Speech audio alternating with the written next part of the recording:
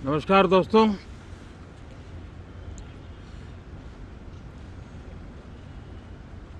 Monsoon सत्र में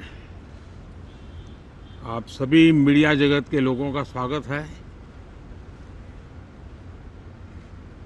साथियों, मानसून नवीनता और नवसर्जन का प्रतीक है और अब तक जो खबरें मिली हैं, देश में मौसम बहुत ही अच्छे ढंग से आगे बढ़ रहा है। कृषि को लाभदायक मौसम की खबरें हैं और बारिश किसानों की अर्थव्यवस्था, देश की अर्थव्यवस्था, ग्रामीण अर्थव्यवस्था और इतना ही नहीं, हर परिवार की अर्थव्यवस्था में एक बहुत महत्वपूर्ण होता है। अब तक जो मुझे जानकारी दी गई है उस हिसाब से पिछले 10 वर्ष में जो पानी का भंडार हुआ है इस बार, वो करीब करीब 3 गुना हुआ है, जिसका आने वाले दिनों में भी देश के अर्थतंत्र को बहुत लाभ होगा। साथियों, ये मॉनसून सत्र राष्ट्र के लिए ये बहुत ही गौरवपूर्ण सत्र है। ये मॉनसून सत्र राष्ट्र के लिए एक अपने आप में विजयोत्सव का रूप है।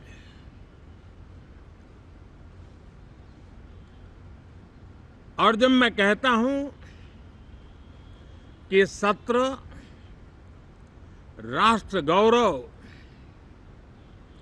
और विजयोत्सव का सत्र है, तो सबसे पहले तो मैं पहली बार इंटरनेशनल स्पेस स्टेशन पर भारत का तिरंगा झंडा वहां लहराना, ये हर देशवासी के लिए गौरव की पल है। देश में साइंस टेक्नोलॉजी के प्रति, इनोवेशन के प्रति नया उमंग और उत्साह भरने वाली ये सफल यात्रा रही है। और पूरे सांसद, लोकसभा राज्यसभा दोनों सदन, देशवासी जिस गौरव का अनुभव कर रहे हैं उसमें एक स्वर से जुड़ेंगे, एक स्वर से इसका यशगान होगा। जो भारत को अंतरिक्ष में नई ऊंचाइयां पर पहुंचाने वाले जो भावी कार्यक्रम हैं, उनके लिए भी प्रेरक बनेगा, प्रोत्साहक बनेगा। साथियों, ये मॉनसून सत्र एक विजयोत्सव है। पूरी दुनिया ने भारत की सैन्य शक्ति का, भारत के सैन्य के सामर्थ्य का रूप देखा है। ऑपरेशन सिंदूर में भारत की सेना ने जो लक्ष्य निर्धारित किया था, 100% अचीव किया। आतंकियों के आकाओं के घर में जाकर के 22 मिनट के भीतर भीतर ऑपरेशन सिंदूर के तहत उसको जमींदोज कर दिया गया। और मैंने बिहार की एक कार्यक्रम में इसकी घोषणा की थी, जो हमारी सैन्य शक्ति ने बहुत ही कम समय में सिद्ध करके दिखा दिया। और इसमें मेड इन इंडिया सैन्य शक्ति का ये नया स्वरूप, इस पर भी दुनिया बहुत आकर्षित हुई है।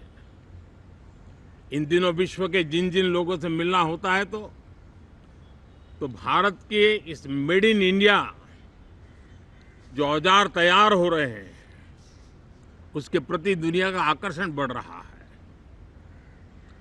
मुझे विश्वास है कि जब सदन इस विजयोत्सव को एक स्वर में विजय के भाव से इस सत्र के दरमियान उन ओजस्वी तेजस्वी भावनाओं को प्रकट करेगा, तो भारत की सैन्य शक्ति को बल मिलेगा,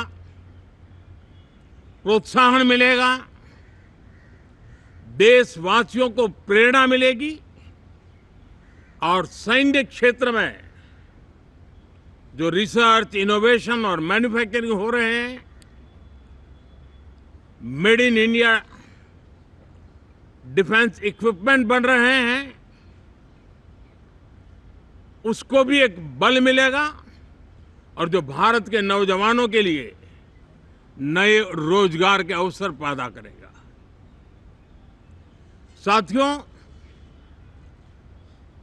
ये दशक हम एक प्रकार से देख सकते हैं कि शांति और प्रगति कंधे से कंधा मिलाकर के आगे बढ़ने के कदम कदम पर प्रगति के एहसास करते रहे हैं। देश कई प्रकार की हिंसक वारदातों का शिकार रहा है, लंबे अरसे तक शिकार रहा है। देश आजाद हुआ तब से ये समस्या को हम झेल रहे हैं, चाहे आतंकवाद हो, नक्सलवाद हो। कोई प्रारंभ में शुरू हुआ होगा, कोई बाद में शुरू हुआ होगा, लेकिन आज नक्सलवाद का, माओवाद का दायरा बहुत तेजी से सिकुड़ रहा है। माओवाद को, नक्सलवाद को जड़ से उखाड़ने के संकल्प के साथ देश के सुरक्षा बल एक नए आत्मविश्वास से, तेज गति से सफलता की ओर कदम रख रहे हैं।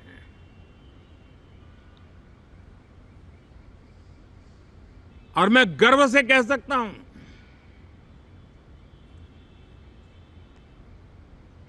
देश में सैकड़ों जिले नक्सल की चपेट में से निकल करके आज मुक्ति का सांस ले रहे हैं।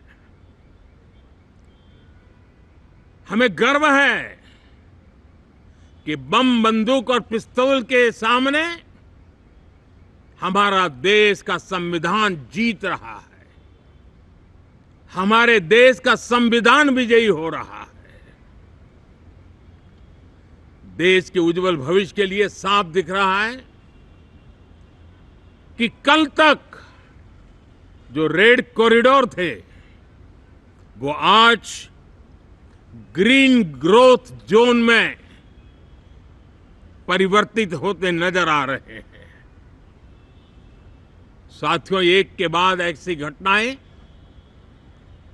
देशभक्ति के लिए, देश की भलाई के लिए संसद में पहुंचे हुए हर माननीय सांसद के लिए गौरव का पल है।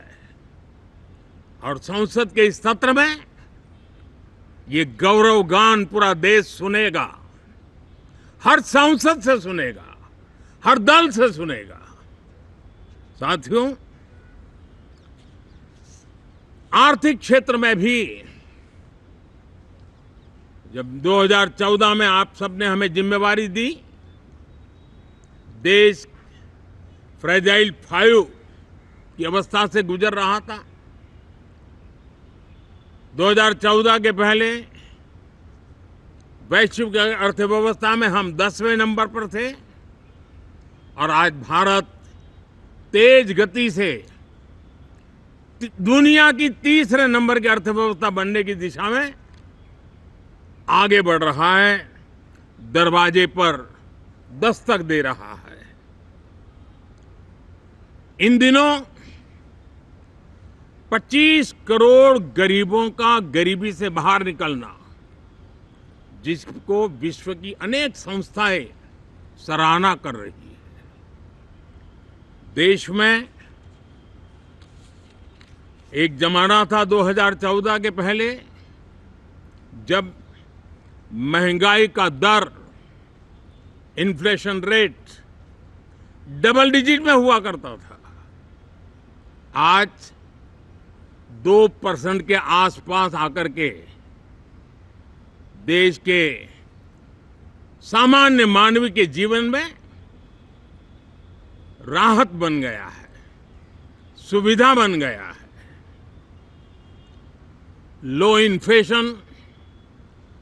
लो इन्फ्लेशन के सामने हाई ग्रोथ एक अच्छे विकास यात्रा की दिशा है। साथियों, डिजिटल इंडिया, यूपीआई